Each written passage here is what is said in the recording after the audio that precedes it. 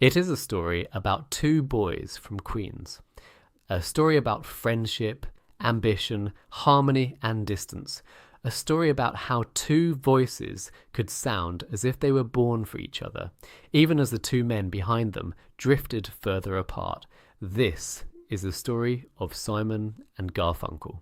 Long before the sold-out concerts, before the Grammys, before their songs became woven into the emotional fabric of the 1960s, there were two kids growing up in New York. Paul Simon and Art Garfunkel met as children in the neighborhood of Kew Gardens, Queens.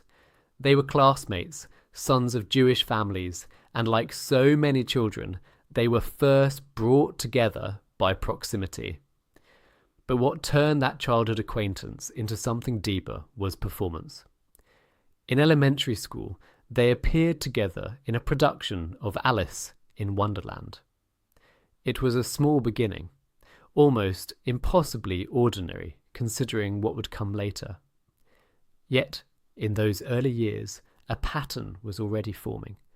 Paul was drawn to songwriting, structure, and craft.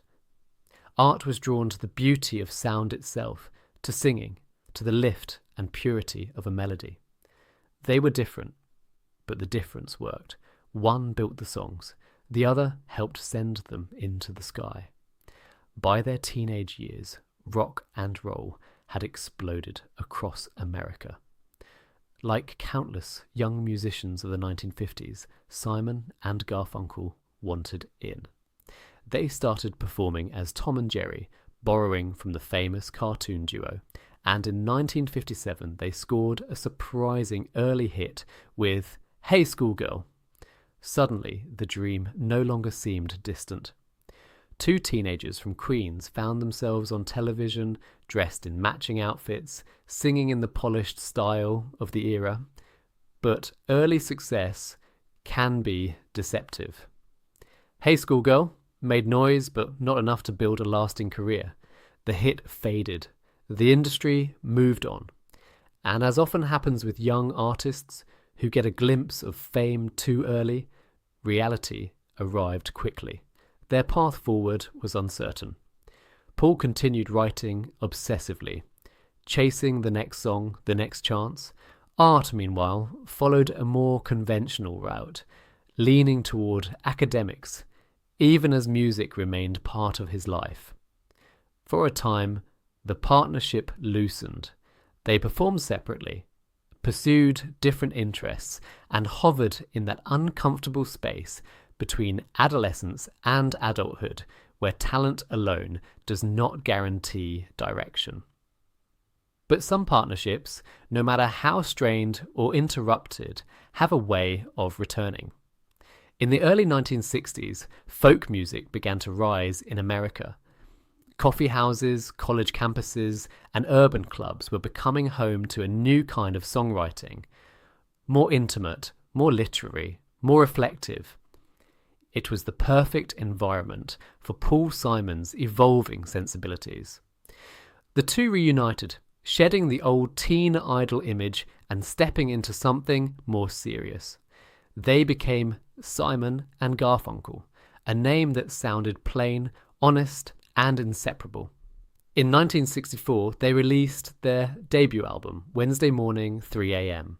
It was filled with folk arrangements, close harmonies, and songs that hinted at Paul Simon's growing brilliance as a writer.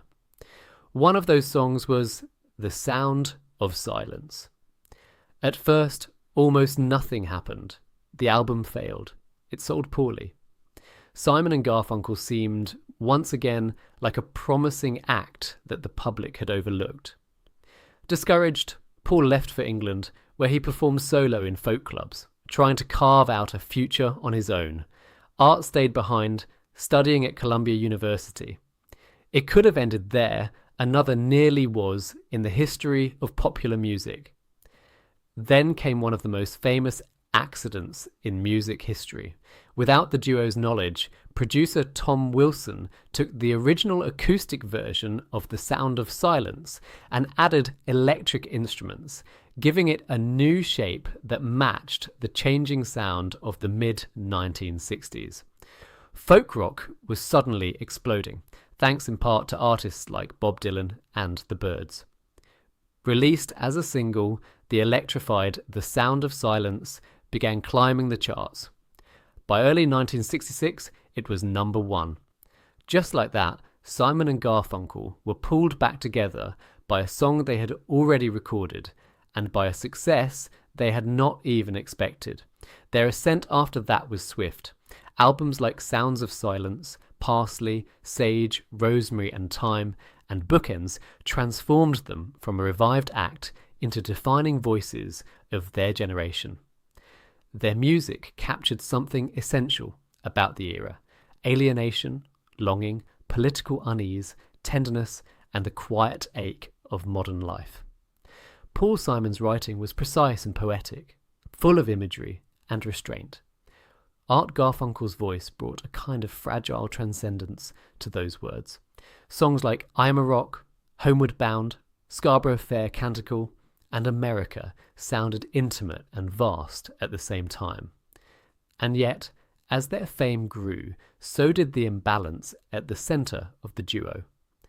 Paul Simon was increasingly recognised as the creative engine, the songwriter, the architect, the restless force pushing the work forward. Art Garfunkel, though crucial to their sound, was often seen by the public as the golden voice rather than an equal creator. That distinction mattered. In any artistic partnership, credit can become a wound. And in Simon and Garfunkel, the wound slowly deepened. There were personal differences too. Paul was driven, exacting, and intensely focused on the work. Art could seem more detached, more serene, sometimes less consumed by the machinery of songwriting and recording. What had once felt complementary, now increasingly felt incompatible. The harmonies were effortless. The relationship was not. Still, they kept making extraordinary music. In 1968, Bookends arrived as a meditation on youth, aging, memory, and the American experience. It was ambitious, sophisticated, and emotionally rich. Then came Mrs. Robinson, written for the film The Graduate. The song gave the duo one of their biggest hits and tied them forever to the cultural mood of the late 1960s. They were no longer simply successful musicians. They were symbols of a moment.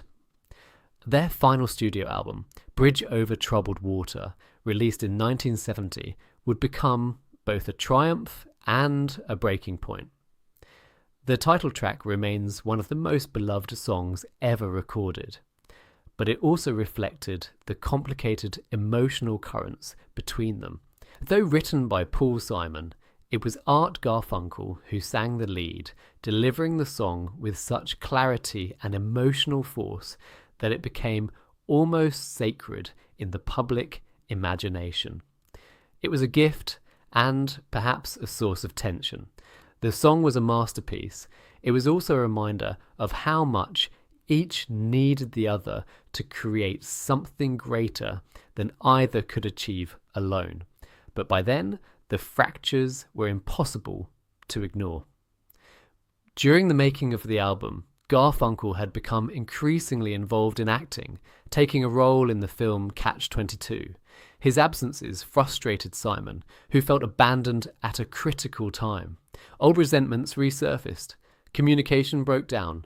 Success, instead of healing the cracks, seemed only to widen them. When Bridge Over Troubled Water became a massive global success, winning Grammy Awards and selling millions, it should have marked the summit of their partnership. Instead, it marked the end. In 1970, Simon and Garfunkel split. It was one of the great paradoxes in music history. At the very moment they reached their artistic and commercial peak, they could no longer continue as a duo. The years that followed were shaped by separate paths and unfinished emotions. Paul Simon launched a remarkable solo career. proving himself one of the most adventurous songwriters of his generation. Art Garfunkel also found success as a solo artist and actor, his voice still instantly recognisable, still carrying the ghost of the harmonies that had defined an era. But no matter what either accomplished alone, the world continued to measure them against what they had been together. And they did come back together from time to time. There were reunions, benefit concerts, television appearances, and most famously, the 1981 concert in Central Park. In front of hundreds of thousands of people, Simon and Garfunkel stood side by side again, singing songs that had never really left the culture. For a moment, it seemed possible that time had repaired what ego, hurt, and silence had broken. The audience heard the old magic. The blend was still there. The emotion was still there. But reconciliation in public is not the same as peace in private. Attempts at a lasting reunion faltered. The old tensions remained stubbornly alive. Interviews over the years revealed admiration, resentment, affection, disappointment, and grief all tangled together. Their story never resolved into something neat. It remained human. Two people can share history, genius, and love, and still fail to find a way to stay close. That is part of what makes Simon and Garfunkel so enduring. Their songs are filled with distance, with travellers, strangers, empty stations, unheard voices, and the longing to be understood. Listening now, it is hard not to hear their own story inside the music. The beauty of the harmonies makes the separation feel even sadder. These were two artists who could create perfect unity in sound, even when unity in life escaped them. And yet, perhaps that tension is exactly why the music still lives the way it does. Simon and Garfunkel captured something rare. The fragile space between closeness and solitude, between companionship and isolation. Their songs comfort because they understand loneliness. They endure because they are full of both intelligence and ache. In the end, the story of Simon and Garfunkel is not simply about fame or even about music. It is about the mystery of collaboration, about how two people can shape each other's lives forever, for better and for worse. About how childhood friendship can become art and art can become legend. And about how some voices, once joined, continue to echo together long after the singers have gone their separate ways. Simon and Garfunkel gave the world songs of silence, of searching, of troubled waters, of America itself. And in doing so, they became more than a duo. They became a sound that time could not erase.